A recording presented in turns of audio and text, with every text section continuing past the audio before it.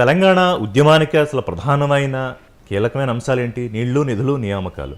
ఆ రెండు నెరవేరలేదనేది ప్రధానంగా బీఆర్ఎస్ ప్రభుత్వం 2 విడతల్లోనూ మీలాంటి మేధావులు, ప్రొఫెసర్లు చేసిన మీరు అసలు ప్రధానంగా డిఫర్ అయిన ఒక ప్రధాన అంశం. అలాగే ఈ అణిచివేతలు కనీసం నోరెత్తడానికి, గొంతెత్తడానికి లేదని.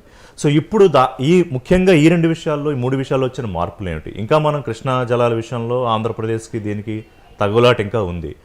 జాబ్ క్యాలెండర్ విషయంలో కూడా 50,000 ఎంతో ఉద్యోగాలు ఇచ్చామంటున్నా కూడా ప్రతిపక్షాల లెక్కలు తప్పులు ఉన్నాయంటున్నారు.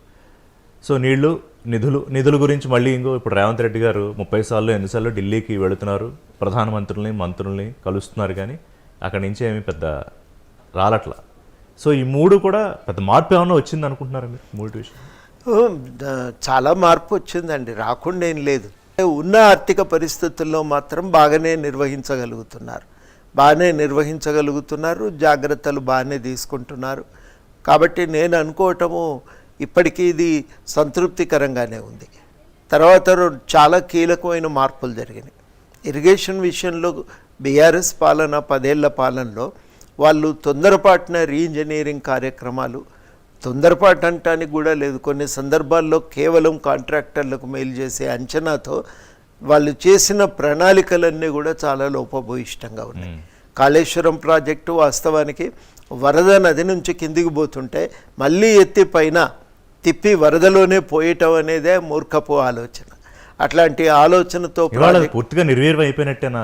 పూర్తిగా బలహీనం అయిపోయింది. దానికి నీటిలో పోసినట్టే.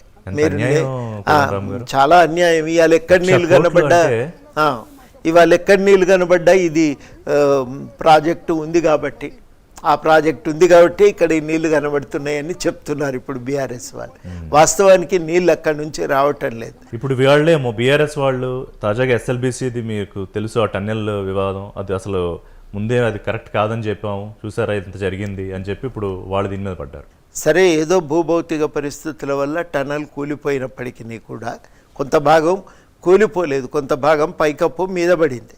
ఇప్పుడు ఆ ప్రాంతంలో ముందు ఉన్న పడిపోయినటువంటి దాన్ని బయటికి తెచ్చి అందులో ఉన్న మనుషులను రక్షించి. సార్, కాళేశ్వరం విషయంలో ఏదైతే పగుళ్ళు ఏర్పడ్డాయో ఎస్ఎల్బీసీ భూభౌతిక కారణాలు అయితే మరి దానికి కూడా అదే ఎందుకు కారణం కాదు? అంటే దానికి జరిగిన ఒక లోపం ఏంది అంటే డిజైన్లో లోపాలు ఉన్నాయి, నిర్మాణంలో వీళ్ళు సరియైన తొందరపాటు ఉంది, సరిగ్గా పరిశీలన చేయకుండా దాన్ని నిర్మాణం చేయటం మొదలుపెట్టినారు. వాడిన మెటీరియల్ కూడా సరిగ్గా లేదు అనే మాట, ప్రమాణాలకు తగ్గట్టుగా మీరు వాడలేదు అనే మాట కూడా వస్తున్నది. సో తర్వాత చూస్తే ఏంటంటే ఎవరికి రావాల్సిన బెనిఫిట్స్ వాళ్ళకి వచ్చినాయి కానీ రైతులకి ఉపయోగం లేదు. It's a very unfortunate thing. బహుశా ఎక్కడ జరిగి ఉండదు కాదు. ఒకటి ప్రొఫెసర్ గారు, ఇవన్నీ మీరు ప్రతి సందర్భంలో చెప్పే ప్రయత్నం చేశారు కేసీఆర్ గారికి. ఆయన మిమ్మల్ని కలిసినా, కలవకపోయినా, టైం ఇచ్చినా, ఇవ్వకపోయినా. సరే, మీ ఇద్దరికి ఎందుకు చెడింది అనేది మొత్తం గతంలో చాలాసార్లు మాట్లాడుకున్నాం. మీ వైపు నుంచి వచ్చిన సమస్య కాదు. మీరు ఏదన్నా ప్రశ్నించడమో లేకపోతే ఇంకోటో బహుశా ఆయనకు నచ్చలేదు. అంటే ఒకసారి మీరు ముద్దొచ్చారు స్టేజ్ మీద, అందరి ముందు మిమ్మల్ని బంగారు కొండ కోదండరామ్ అన్నారు. అలాంటి మిమ్మల్ని కలవడానికే ఆయన ఇష్టపడలేదు. సో నష్టపోయారు. అంటే ఎంతో కొంత బహుశా మీ మాట ఎక్కడో అక్కడ వినుంటే వేరేలా ఉండేది పరిస్థితి. వచ్చిన సూచనలను గౌరవించి ఉంటే వ్యక్తిగతంగా మీ ప్రయోజనాలు, మీ అనుంగుల ప్రయోజనాలు కొంచెం పూర్తిగా నెరవేరేవి కావేమో కానీ ప్రజలకు లాభం జరిగింది. నాకు గుర్తు, మీరు ఒకసారి కంప్లీట్ ఫ్యూడలిస్ట్ వ్యవస్థలాగా నడుస్తుంది అన్నారు మీరు. అన్నాను.